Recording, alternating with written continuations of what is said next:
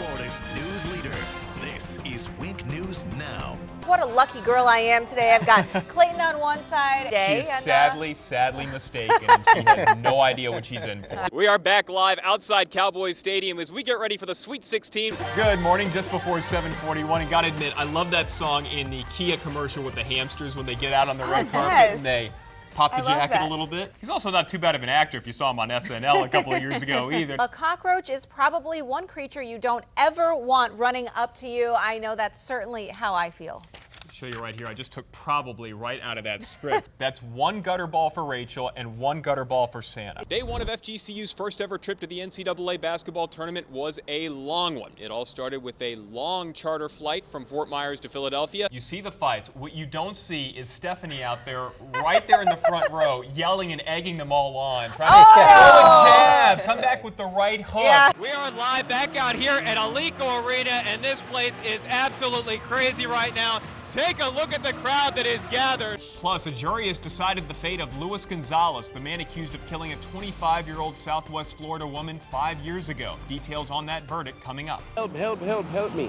You just heard police and a witness describe the scene from Friday. A man knocked on the door of a woman's third-floor apartment and attacked her. It happened at the Gulfstream Isles Apartments on Red Cedar Drive in Fort Myers. Police say the man claimed to be with the Department of Children and Families and asked the victim to sign some papers. But when the woman opened the door, the man went after her. Now take a look. This is the man police are looking for. They released this sketch of the suspect on Saturday. Police describe him as a white male, early to mid-30s with blonde hair and possibly a receding hairline. If you loan it to somebody, you might never see it again. Look, just because you gave me that one last week and it may or may not be in my desk, I don't think that's any reason to call anybody out. David Bowden's been following this case all week long. He spoke with the family who says now their healing can begin. Thanks so much, Sarah. Now, because of today's event, there will be some traffic changes in the area that you should be aware of. Today until 8:45 a.m., Sanibel Captiva Road is closed in both directions in the Blind Pass area. So keep an eye out if you're headed that way. We'll be right back. If you're tired of watching reruns on TV or football, not that that's possible, how about a good movie? This was surprising to me. Speaking to investors, Disney CFO Jay Rasulo says there will be at least one Star Wars movie every year for the foreseeable future. It's impressive. But the new information is that some of those stories will be origin stories. Members of a church group are recovering in a local hospital after this deadly accident on I-75 North. Florida Highway Patrol says their van flipped over near mile marker 123.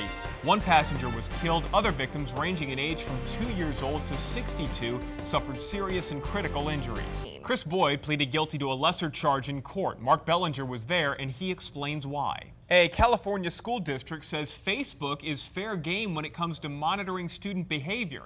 The district is paying a firm more than $40,000 a year to report on student social media activity. During a pilot project last spring, counselors were able to intervene when a student spoke online of ending his life. While the school says the program is helping bridge a digital divide, critics are calling it stalking and an invasion of privacy. Good morning, just before 7:41, and gotta admit, I love that song in the Kia commercial with the hamsters when they get out on the red carpet and they pop the jacket a little bit. Well, a cockroach is probably one creature you don't ever want running up to you. I know that's certainly how I feel.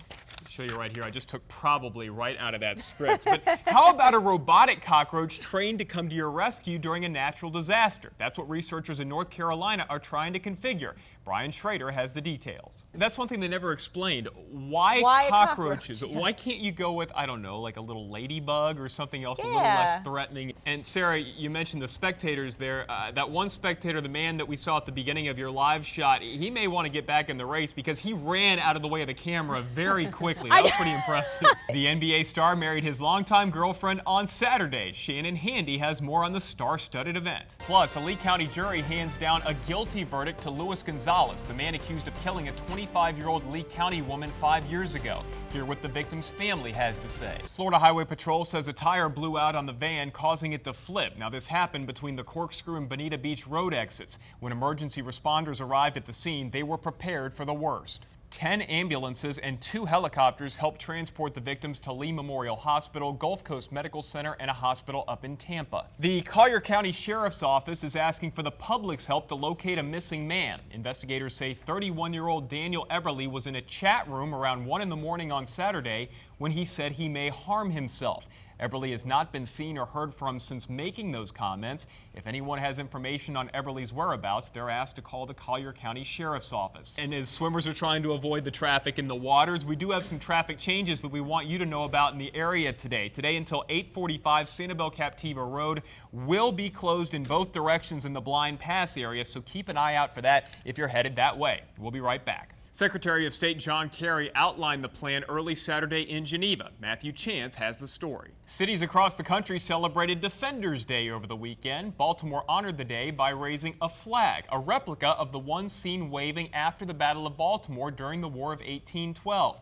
Members of the Maryland Historical Society handmade that flag. It was all part of the Star-Spangled Banner weekend at Fort McHenry. The celebrations also included military drills and cannon firings. 2 decades after signing a contract, Boeing delivered its final C-17 to the U.S. Air Force. The company says this is their 223rd delivery and will be the last for the Air Force. Commonly known as the cargo plane, these became a staple for the military for war and in humanitarian missions. Boeing will continue to make C-17s at its California plant for other customers around the world. Thank you, Katie. We'll try to get out and enjoy it today. Meanwhile, Colorado continues to take a beating from Mother Nature. A strong thunderstorm moved through Aurora on Saturday. A frog in the wrong place at the wrong time is getting some serious airtime this weekend. And my favorite part is the alternate ending with the parachute. Yeah, that's fantastic. absolutely. Manning Bowl coming up at 4:25.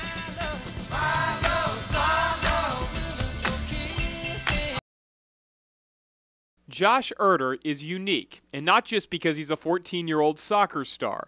Josh has Tourette's syndrome, a neurological disorder characterized by involuntary movements and noises called tics. The thing with tics is that it's like a roller coaster.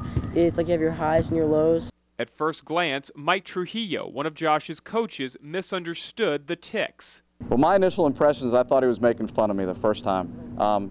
He was making some noises, and I kind of said, hey, who's ever making noises needs to stop. And then Coach Gordon came up behind me and whispered, Coach, he's got Tourette's. And I went, oh, okay, no problem. For years, Josh wouldn't talk about his fight with Tourette's. I was always the kid who, if you asked me, I would just going up in a shell, and I'd just ignore it and not say anything because I couldn't stand talking about it. Until his brother was born, and his constant prayer at night was just, the only time I ever knew it bothered Josh was that he would pray that Jacob would never get it.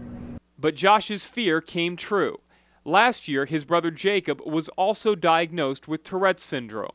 Josh was afraid that Jacob's kindergarten classmates wouldn't understand the disorder, so Josh decided to explain it to them. I was like, Mom, I gotta go talk to his class about Tourette's. And she's like, you're gonna talk to Jacob's class, the kid that doesn't tell anybody about it? And he said, no, I'm serious, I'll talk to his class. Josh's speech was so impressive that he was asked to speak to the entire school. Then other schools came calling. The word courage.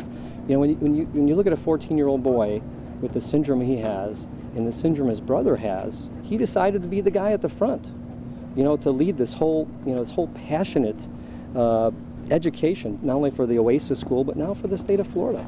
Josh's story of courage has spread beyond Florida all the way to Washington, D.C. That's where Josh will speak Thursday before the Senate as Florida's ambassador for Tourette's syndrome.